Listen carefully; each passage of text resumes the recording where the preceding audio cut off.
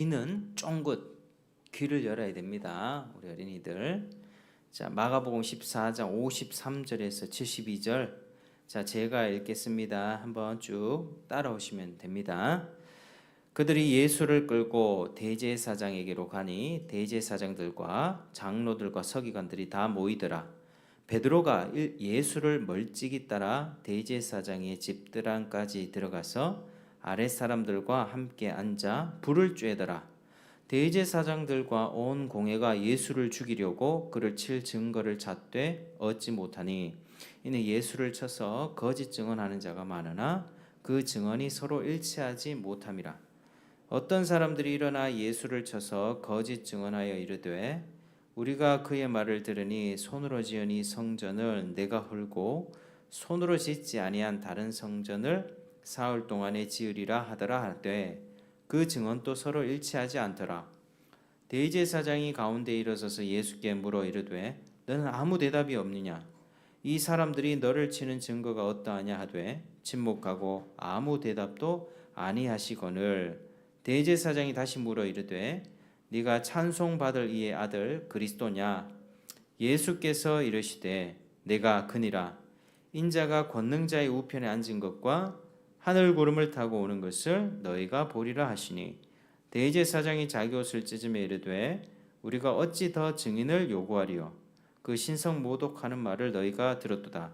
너희는 어떻게 생각하느냐 하니 그들이 다 예수를 사형에 해당한 자로 정죄하고 어떤 사람은 그에게 침을 뱉으며 그의 얼굴을 가리고 주먹으로 치며 이르되 선지자 노릇을 하라 하고 하인들은 손바닥으로 치더라. 베드로는 아랫뜰에 있더니 대제사장의 여종 하나가 와서 베드로가 불 쬐고 있는 것을 보고 주목하여 이르되 너도 나사렛 예수와 함께 있었도다 하거늘. 베드로가 부인하여 이르되 나는 네가 말하는 것이 무엇인지 알지도 못하고 깨닫지도 못하겠노라 하며 앞들로 나갈새. 여종이 그를 보고 곁에 서 있는 자들에게 다시 이르되 이 사람은 그 도당이라 하되 또 부인하더라. 조금 후에 곁에 서 있는 사람들이 다시 베드로에게 말하되 너도 갈릴리 사람이니 참으로 그 도당이니라. 그러나 베드로가 저주하며 맹세하되 나는 너희가 말하는 이 사람을 알지 못하노라 하니 닭이 곧 두 번째 울더라. 이에 베드로가 예수께서 자기에게 하신 말씀 곧 닭이 두 번 울기 전에 네가 세 번 나를 부인하리라 하심이 기억되어 그 일을 생각하고 울었더라.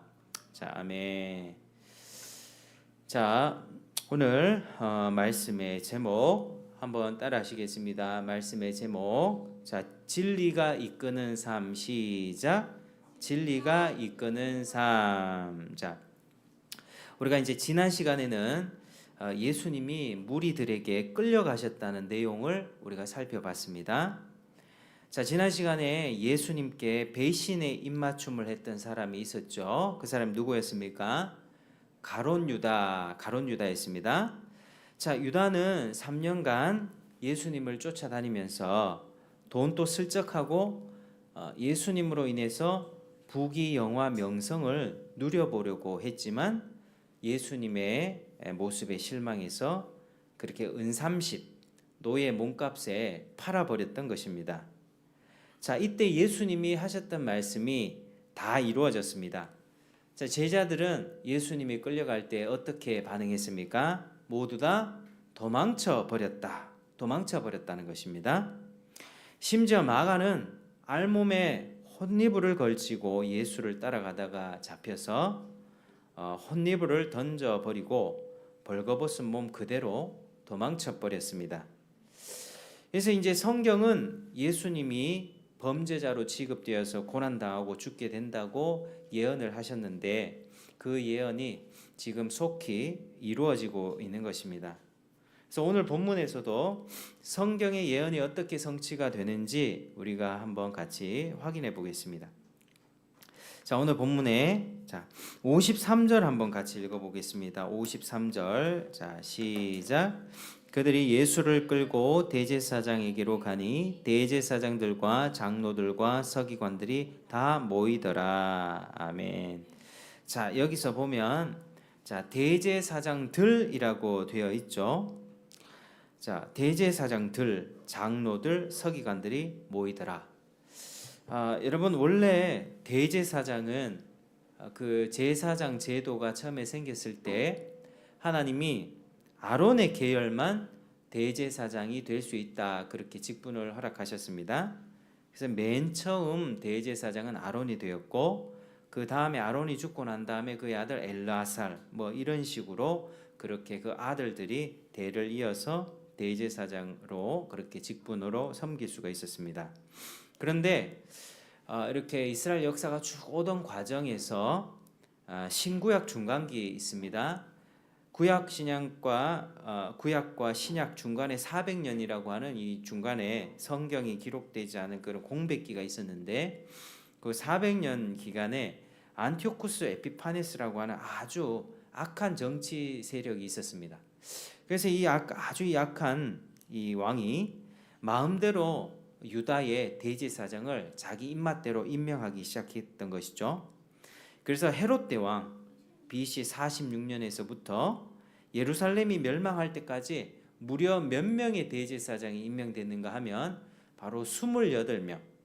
28명이나 되는 사람이 대제사장에 오르기도 하고 패하기도 하는 그런 일들이 있었습니다. 그래서 지금 예수님 시대 때는 가야바라고 하는 사람이 제사장이었고 또 그 전직 안나스라고 하는 사람도 대제사장과 동일한 권리를 그렇게 행사했던 것이죠. 그래서 나중에 이제 예수님을 신문할 때 가야바한테 갔다가 또 안나스에게 갔다가 하는 그런 일들이 있습니다. 그러니까 지금 대제사장이 여러 명 있다. 대제사장들이라고 표현하는 것은 지금 이 종교적인 기능이 완전히 마비됐다는 뜻입니다. 지금 이 여호와 신앙, 이 제사장 중심으로 하나님 앞에 제사를 드리고 예배를 하고 은혜를 받고 말씀을 받고 하는 죄 사함을 받는 이 종교의 여호와 신앙의 기능이 하나님의 뜻과 질서에 따라 되어져 가는 것이 아니라 철저하게 돈으로 권력으로 명예에 따라서 그렇게 돌아가고 있었다라고 하는 사실입니다. 따라서 이 사람들이 모임도 어떻겠습니까?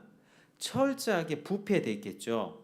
이미 이 대제사장들, 서기관들 그리고 장로들 이 사람들은 이미 이 기능을 잃어버리고 심각하게 부패하고 타락해 버린 것입니다.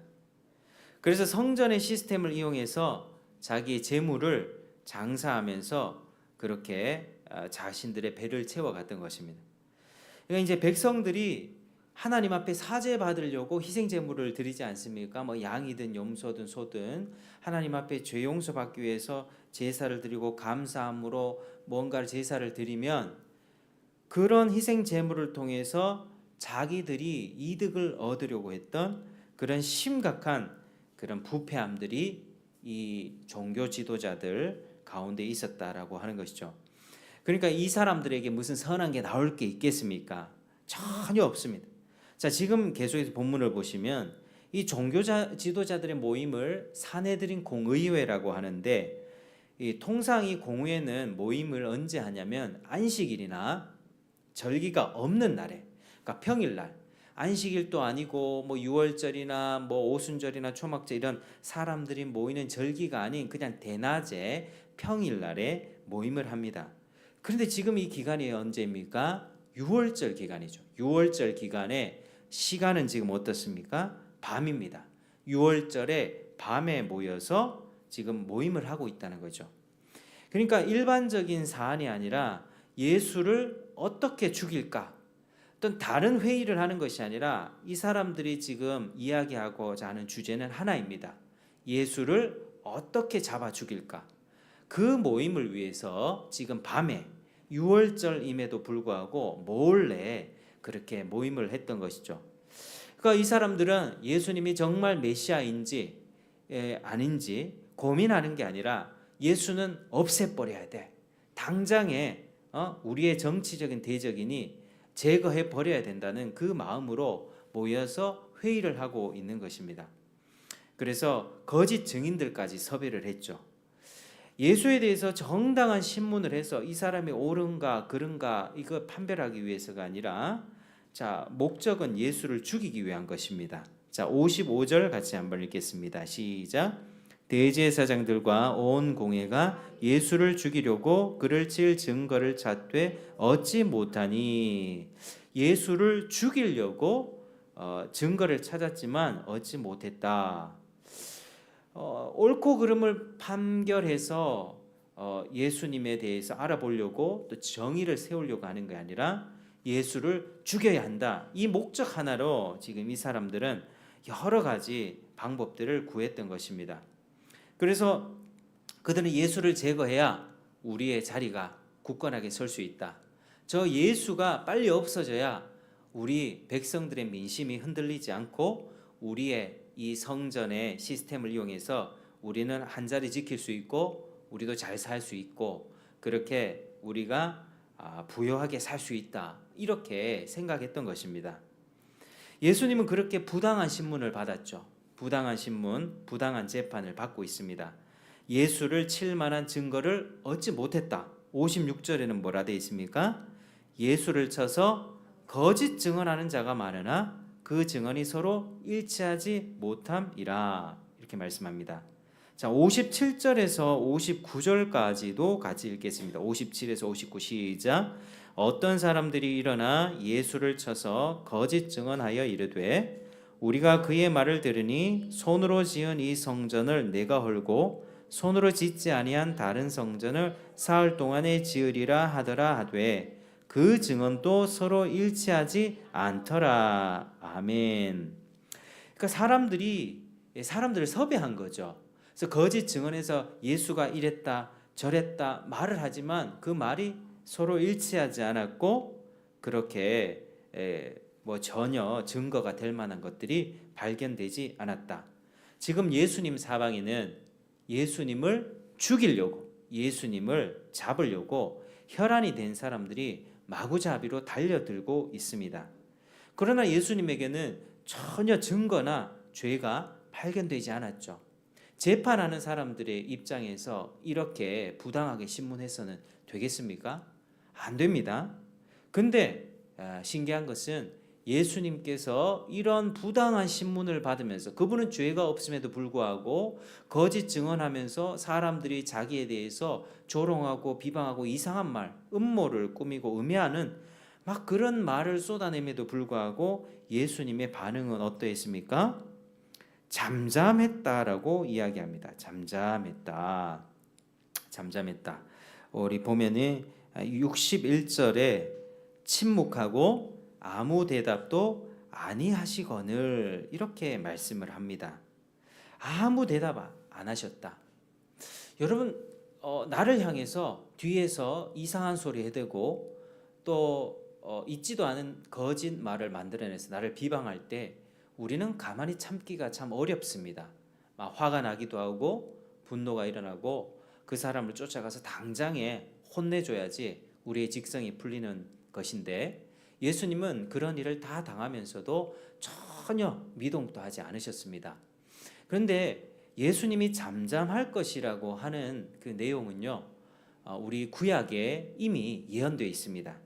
구약의 이사야 53장 7절에 보면 그가 곤욕을 당하여 괴로울 때에도 그의 입을 열지 아니하였으며 마치 도수장으로 끌려가는 어린 양과 털 깎는 자 앞에서 잠잠한 양같이 그의 입을 열지 아니하였도다. 이미 이사야에서 예수님 오시기 전에 700년 전에 이사야가 이 기록을 하고 있는데요.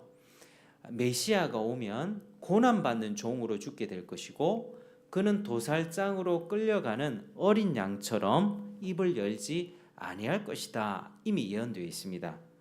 그 예언이 지금 성취되고 있는 것이죠. 여러분 과거에 혹시 도살장에 가보셨습니까? 저는 어릴 때 돼지 잡는 것도 봤고 개 잡는 것도 많이 봤습니다. 이게 짐승을 잡을 때 식용으로 우리 개고기도 먹고 또 돼지도 먹고 닭도 먹는데 그 짐승들 가축들이 압니다. 자기가 잡혀 죽게 될 것을 알고 있습니다. 그래서 잡는 순간 사지를 다 묶죠.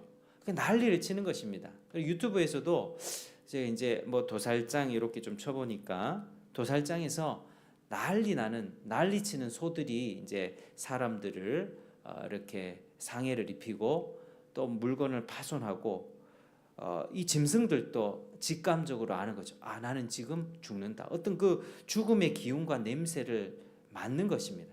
그래서 완전히 사지를 묶은 다음에 그렇게 조용히 처리를 했던 것이죠. 뭐 요즘에는 뭐 전기 도축 뭐 이러면서 그렇게 쉽게 하는 그런 방법들이 있습니다만은 보통 가축들이 그렇게 죽습니다. 그런데 양이라고 하는 짐승은요, 자기가 죽을 때 정말 잠잠히 있는다고 그렇게 말을 합니다. 실제로 양을 잡아봤던 사람들, 이스라엘이나 그 중동 지역에서 양을 잡아봤던 선교사님들이 그렇게 이야기를 합니다. 양은 정말 잠잠하게 자기가 죽을 때도 아무런 난리를 치지 않고 그저 사람의 손에 그렇게 죽임을 당하는 그런 온순한 짐승이다. 그러니까 양은 예수님이죠. 온순한 양처럼 온 세상 죄인들의 죄를 사하기 위해서 희생 제물이 되신 어린 양 예수 그리스도는 그렇게 잠잠하게 모든 고난과 고통을 당하고 있는 것입니다. 여러분, 예수님에 관한 예언이 이렇게 성취가 되고 있습니다. 예수님은 죄가 있었습니까? 없었습니까? 죄가 없었습니다. 아무리 봐도 복음서를 읽어보고 예수님에 대한 기록을 훑어봐도 예수님이 죄가 있다는 그런 사실은 발견되지가 않습니다. 사람들의 증언도 거짓 증언일 뿐이었죠. 예수님은 지금 다만 자신들, 죄인들의 그런 죄를 대신해서 고통을 당하고 있는 것입니다. 그게 성부 하나님의 뜻이었다는 것입니다. 그래서 자기들에게 불리한 증언들에 대해서 이렇다, 저 사람이 이렇게 얘기하면 아니다, 저 사람이 얘기하면 그것도 아니다 말하지 않았고 말할 필요도 없었던 것입니다. 어차피 죽기 위해서 오셨으니까요. 여러분, 예수님은 죽기 위해서 오셨습니다. 한번 따라 하시겠습니다. 예수님은 죽기 위해 오셨습니다. 예수님은 죽기 위해 오셨습니다. 그러니까 예수님은 이미 성부 하나님의 뜻이 모든 사람 죄인들을 대신해서 자기가 죽어야 한다, 이 사명을 갖고 오셨기 때문에 이 사명을 반드시 이루기 위해서 자기의 무죄를 증명해서 풀려나기를 기대하지 않았고 그렇게 시도하지도 않았던 것입니다. 그런데 우리 예수님께서는 그렇게 거짓 비방과 증언에도 잠잠했던 그 예수님이 대제사장의 한 질문에는 대답을 하기 시작하십니다. 자, 우리 61절에 한번 같이 읽어보겠습니다. 61절 시작. 침묵하고 아무 대답도 아니하시거늘 대제사장이 다시 물어 이르되 네가 찬송받을 이의 아들 그리스도냐, 이렇게 묻죠. 아무런 대답을 안 하시니까 대제사장이 묻습니다. 네가 찬송받을 이의 아들 그리스도냐. 자, 유대인들은 하나님이라고 하는 이름을 직접적으로 쓰거나 말하지 않았기 때문에 찬송받을 이가 바로 하나님입니다. 그러니까 이 말은 네가 하나님의 아들이냐 단도직입적으로 묻는 것입니다. 근데 이때 예수님이 어떻게 대답하시죠? 62절 같이 시작. 예수께서 이르시되 내가 그니라 인자가 권능자의 우편에 앉은 것과 하늘 구름을 타고 오는 것을 너희가 보리라 하시니. 아멘. 자, 내가 그니라 이렇게 말씀합니다. 내가 그니라. 이 말은요, 요한복음 8장 58절에 아브라함이 나기 전부터 내가 있느니라 라고 하는 이 표현과 같습니다. 에고 에임이라고 하는 이 헬라어인데요, 아브라함이 나기 전부터 내가 있느니라. 그러니까 이 말은 예수님은 나는 영원 전부터 하나님과 영원히 지금까지 함께 하고 있는 존재다, 이 뜻입니다.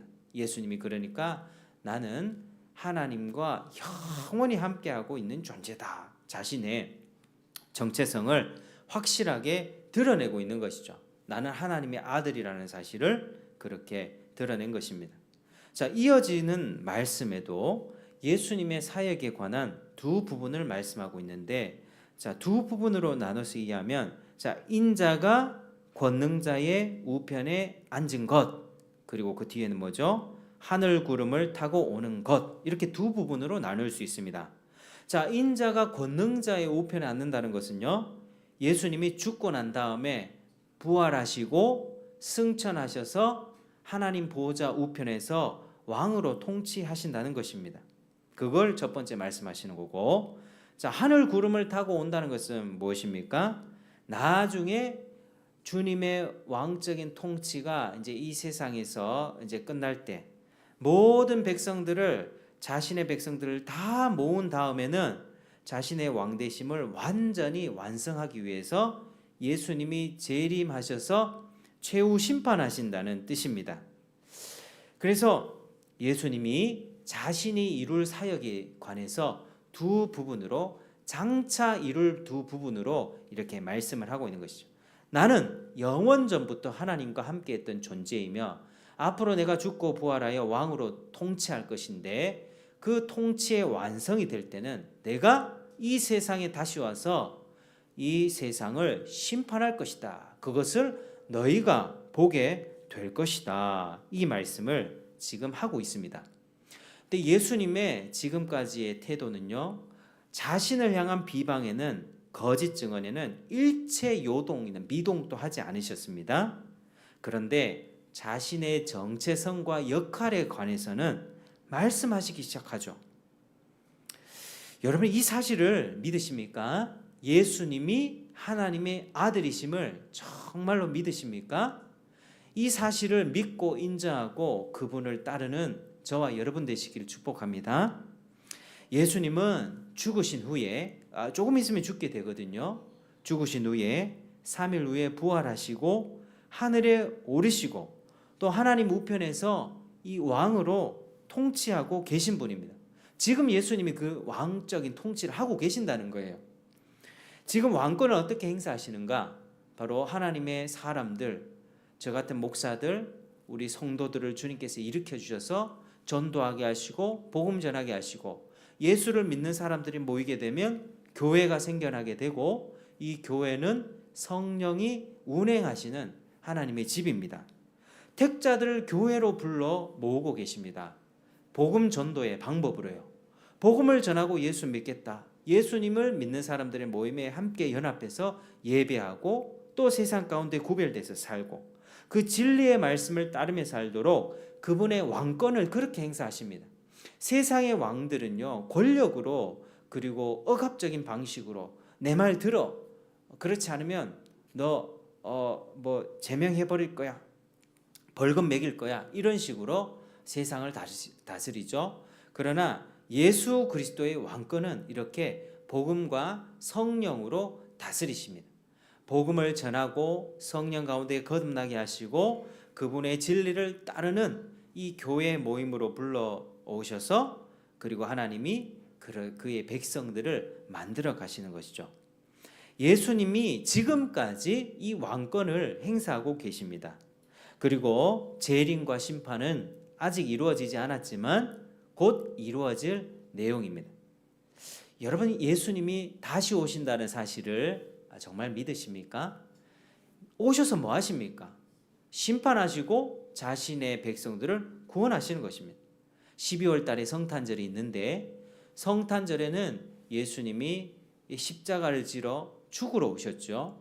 그러나 예수님이 지금 왕으로 통치하고 계신데, 다시 오실 때는 죽거나 연약한 모습으로 오시는 것이 아니라 그분이 온 세상의 참된 주요, 살아계신 하나님의 아들로서 이 세상을, 이 죄악된 세상을 다 멸망시키고 사탄과 악과 모든 죄인들, 불의한 자들, 예수를 거부했던 모든 이 악한 세상을 멸하시고 하나님을 참되게 예배하는 그 백성들의 교회를 완성하기 위해서 예수님이 오신다는 것입니다.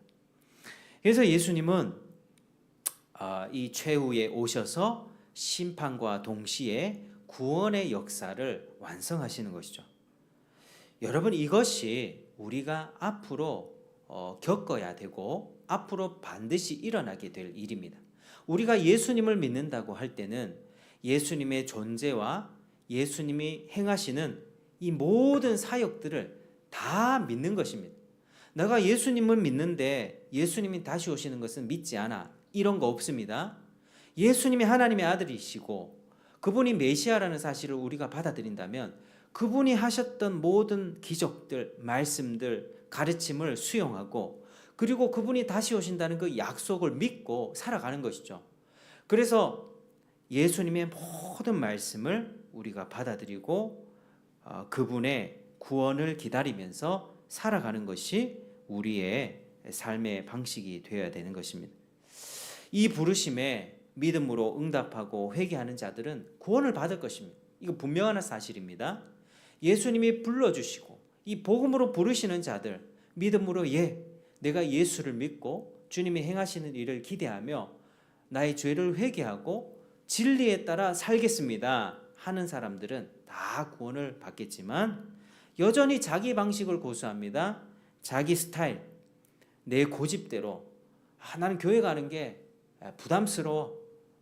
뭐 일요일 날 교회 가야 되고 헌금 내야 되고 예수를 믿으면 뭔가 불편한 일이 생길 것 같고 뭐가 매이는 것 같아 라고 생각하면서 자기 방식을 버리지 않는 자들은, 복음을 거부한 자들은 결국 멸망하게 될 것입니다. 많은 사람들은 교회를 다니는 것이 자기를 속박하고 구속하는 것으로 생각합니다. 그러나 그렇지 않습니다. 예수를 믿는다는 것은 죄로부터 진정한 자유와 해방을 주는 것이고 하나님께서 우리에게 정말 참된 평안과 기쁨과 행복한 삶을 살아갈 수 있는 그 진리의 바운더리를 우리에게 제시하는 것입니다. 그래서 예수를 믿는다는 것은 알지 못하는 사람은 저 사람들 일요일날 교회 가고 자기의 헌금을 11조 바치고 시간 내서 뭐 봉사하고 저거 저렇게 사는 거 참 답답할 것 같고, 그런데 정말 참된 진리를 알고 주님을 아는 사람은 수고하고 무거운 짐을 다 주님 앞에 맡겨드리면서 뭐합니까? 주님의 멍에를 매는 것입니다. 나는 온유하고 겸손하니 내게 와서 내게 배우라. 주님의 멍에를 베고, 우리가 예수 믿는다는 것은 나 자유를 얻었으니 죄 사함 받았으니 내 마음대로 사는 것이 아니라 도리어 주님의 멍에를 매는 것입니다. 우리 주님의 작고 가벼운 그 주님의 멍에와 짐을 메고 주님의 가르침을 통해서 주님이 원하시는 삶의 방식들을 선택하고 진리 안에서 사는 것입니다. 여러분, 이게 굉장히 중요한 진리입니다. 세상 사람들은 진리가 없다고 생각합니다. 내가 원하는 대로 사는 게 진리지, 내가 행복하면 되지, 죽고 나서 전혀 생각하지 않습니다. 그러나 사람이 죽으면 끝나는 게 아닙니다. 사람은 죽고 나서 반드시 하나님의 심판을 받아야만 합니다. 연말정산하듯이 하나님 앞에 내가 살아왔던 모든 삶을 최후에 결산해야 되는 그때가 옵니다. 주님은 마지막 때에 반드시 결산하실 것입니다. 우리가 지금 살아가면서 저렇게 죄짓고 살아가는 악한 인간들 하나님은 왜 그냥 내버려 두셔? 왜 세상에는 이렇게 가난한 사람, 불쌍한 사람들이 억압받는 그런 부조리한 일들이 생기는 거야? 왜 이렇게 정의롭지 못해? 사람들은 많은 불평을 합니다. 이 세상에서 죄를 밥 먹듯이 저지르고 거짓말을 일삼는 정치인들, 기업가들, 혜택 받으면서 떵떵거리면서 사는 그런 권력가들이 있습니다. 더 잘 되는 것 같고 별 문제 없이 그렇게 죽는 것 같습니다. 돈도 많이 벌고요, 인맥도 많이 쌓고요, 자식에게 돈도 많이 물려줍니다. 아무런 문제 없이 잘 살다가 죽는 것 같습니다. 그런데 그 사람들을 부러워하지 마십시오. 왜냐하면 하나님이 그의 살아온 삶에 대한 결산을 현세에서는 하지 않았지만 언제 하신다고요? 죽고 나서 그때 하나님이 최후 심판 때 결산하게 될 것입니다. 그들은 결국 모든 죄에 대한 대가를 치르게 되는 것이죠. 우리가 살아가면서 하나님은 우리의 죄에 대한 대가를 지금 현세에서 모조리 다 대가를 다 치르게 하시는 것이 아니라 우리가 마지막 결산 때에, 최후 심판 때에 그 죄에 대한 대가를 남김없이 아낌없이 결산하시고, 그리고 그때 하나님의 심판으로 인하여 죄 용서함 받지 못한 모든 사람들은 지옥 형벌을 받게 되는 것입니다. 여러분, 이 진리를 여러분 마음속에 깊이 새기고 믿으시길 바랍니다. 우리 예수님은 자기의 무죄를 변호하거나 자기가 살아남는 것에 별로 관심이 없었습니다.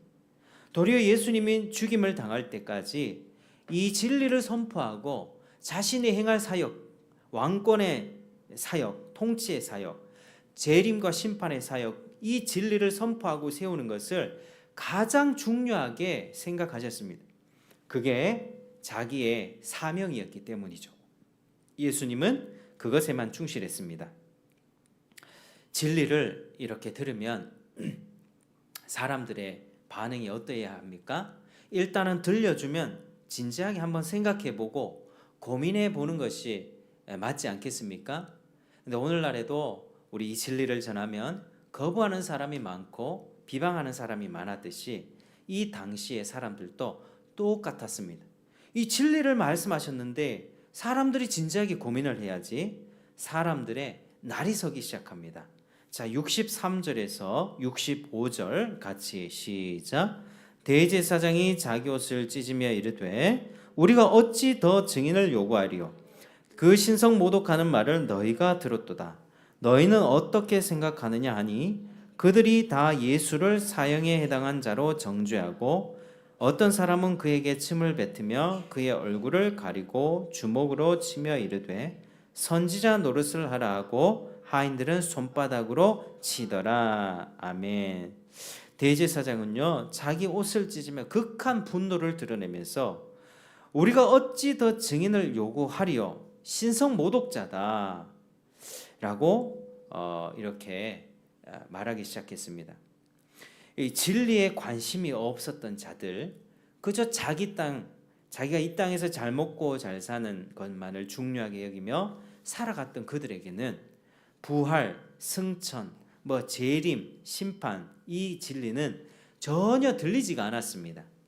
그들의 눈은 철저하게 지금 가려져 있는 상태였습니다. 그래서 예수가 내가 그니라, 에고 에이미, 아브라함이 나기 전부터 내가 있느니라, 내가 영원 전부터 하나님과 함께 해왔느니라 말씀하셔도 전혀 믿지 않았습니다.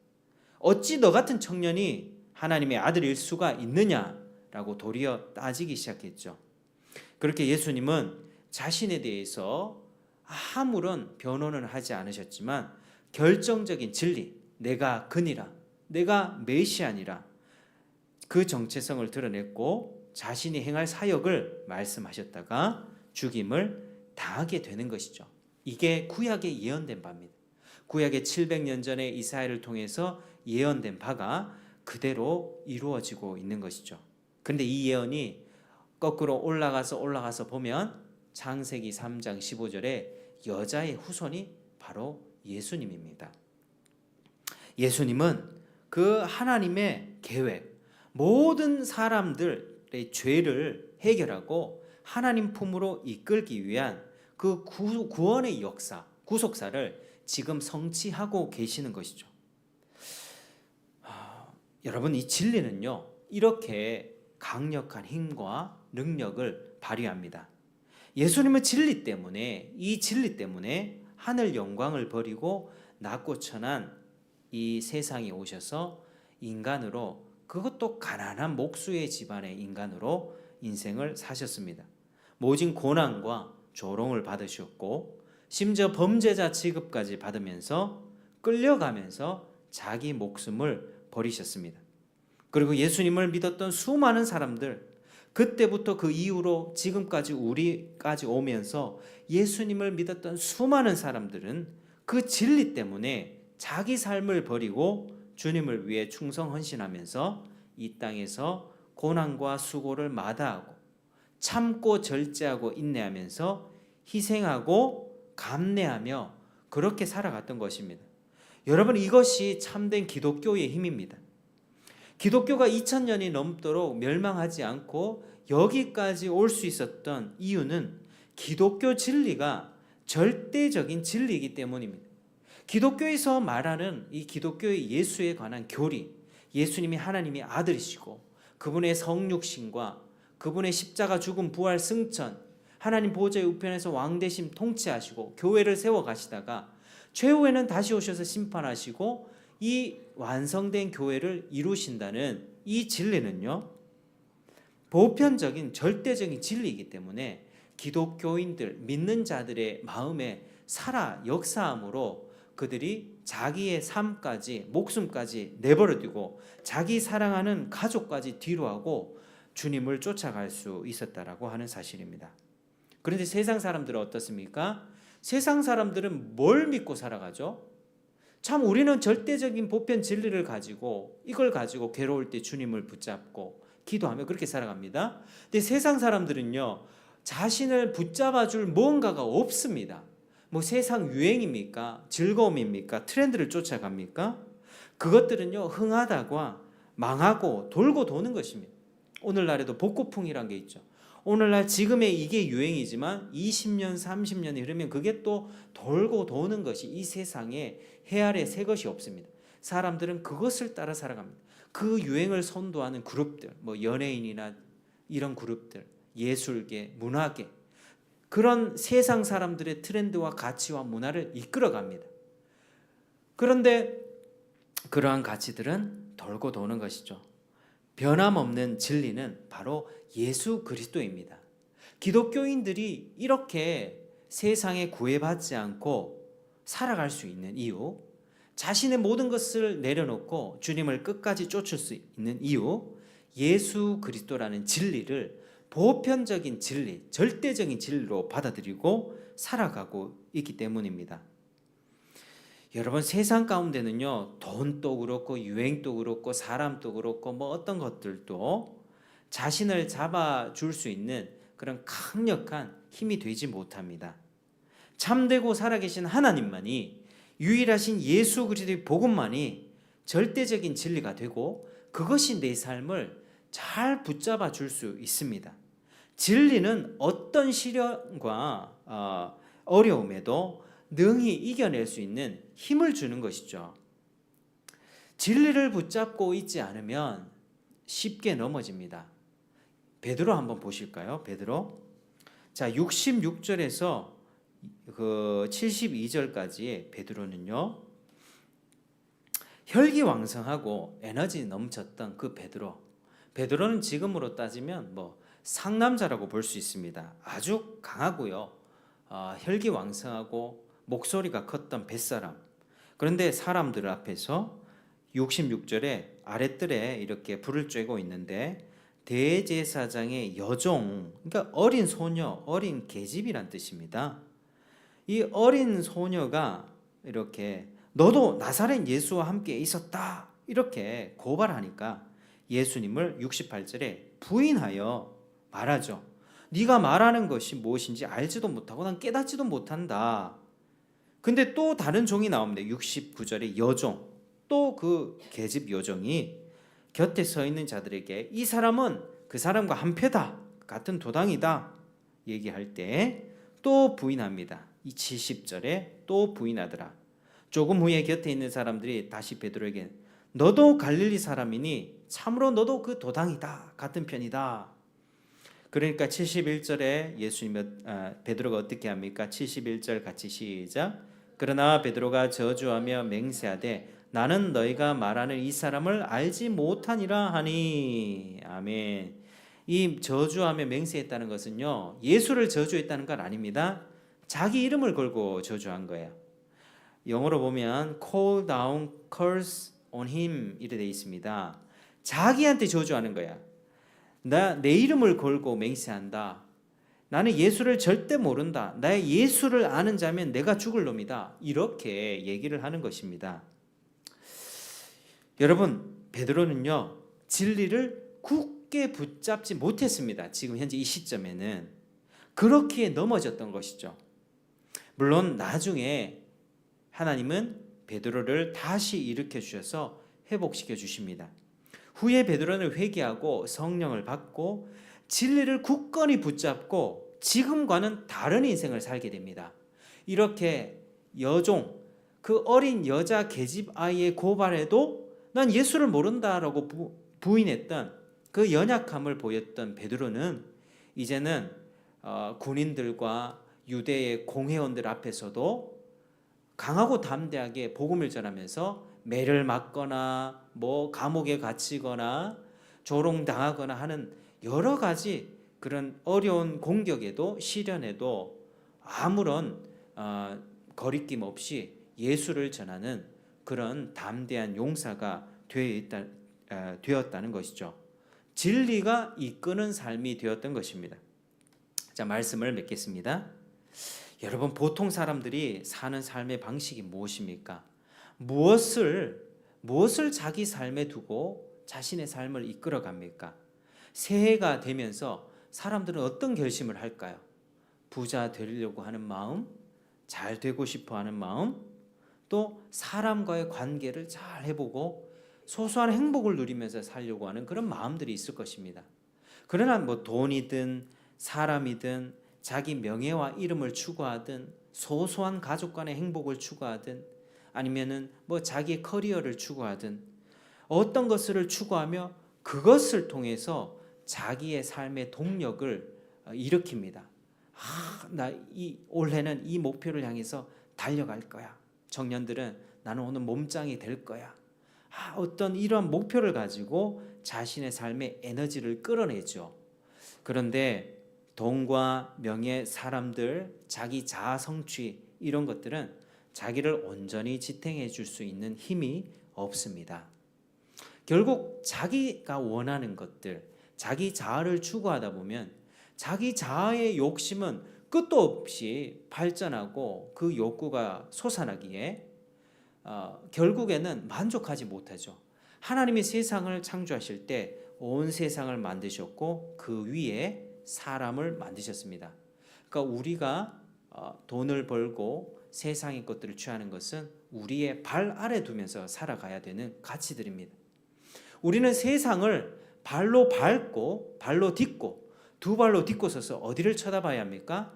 하나님 천국을 쳐다보면서 위로부터 하나님의 은혜를 공급받아 이 땅을 경작하고 다스리며 사는 것이지, 이 땅을 내 것으로 만들려고 이 땅에서 주는 열매들, 풍요함들, 부요함들, 이 땅에서 맺는 관계들, 이 땅의 소소한 행복들을 내 가슴에 끌어안고 살려고 한다면 그것은 나중에 결국에야 허무와 절망밖에 줄 수가 없습니다. 그 세상 모든 것을 다 가져도 사람은 만족할 수 없습니다. 사람이 그렇게 만들어졌기 때문입니다. 하나님이 세상을 만들 때에 그렇게 설계하셨기 때문입니다. 발로 딛고 살아갈 그 땅을 내가 품고 그것을 우상으로 섬기고 살려고 할 때에 문제가 생기는 것이죠. 하나님은 안중에도 없을 때 모든 인간관계의 문제, 우리 삶의 고통과 불행이 생겨나는 것입니다. 여러분, 사람을 의지하지 마시길 바랍니다. 돈도 의지하지 마시고요. 오직 진리만 붙들고 사십시오. 내가 가장 사랑하는 사람이라 할지라도 내 마음을 다 알지 못합니다. 부부간에 인고 부부고 너무 사랑하는 부부라 할지라도 어느 부분에서는 하나님으로부터 함께 공급받아야지 이 관계가 유지될 수 있지, 그 둘이만 붙어가지고 우리 서로 사랑해서 이겨내자, 한계가 있습니다. 물론 숭고하고 아름다운 사랑으로 비춰질 수는 있겠죠. 우리가 공급받아야 될 사랑은 바로 하나님 사랑이고 그분의 입에서 나오는 모든 진리입니다. 그래서 여러분, 올해를 살아가실 때 진리에 이끌려 살아가는, 진리가 이끄는 삶이 되는 여러분 되시기를 축복합니다. 고난이 닥치고 몸이 아프고 마음이 무너질 때 나를 지켜줄 수 있는 것은 오직 예수 그리스도의 진리, 그것밖에 없습니다. 우리 주님이 그 진리의 힘으로 자신의 모든 사명을 이룰 수 있었고, 또 예수를 믿은 사람 역시 수많은 기독교인들이 진리의 힘으로 충성되고 헌신된 삶을 살아갈 수 있었던 것입니다. 여러분, 올 한 해 우리가 새해 첫 번째 예배를 하나님 앞에 드리게 되는데 시간은 날로 흐르게 될 것이고 주님이 다시 오실 때는 점점 가까워져 가고 있습니다. 진리가 우리 마음을 주장하고 진리가 우리 삶을 이끌며, 그래서 하나님 앞에 정말로 하나님 앞에 영광 올려드리며 주님의 기쁨이 되는 저와 여러분이 되기를 주의 이름으로 축복합니다. 함께 기도하겠습니다. 하나님 아버지 감사합니다. 오늘 예수님의 신문 받으시는 장면들, 그리고 예수님이 자신의 정체성과 사역에 관해서 아낌없이 남김없이 진리를 드러내시며 그렇게 죽음의 순간으로, 죽음의 발걸음으로 옮기셨던 사실들을 우리가 확인했습니다.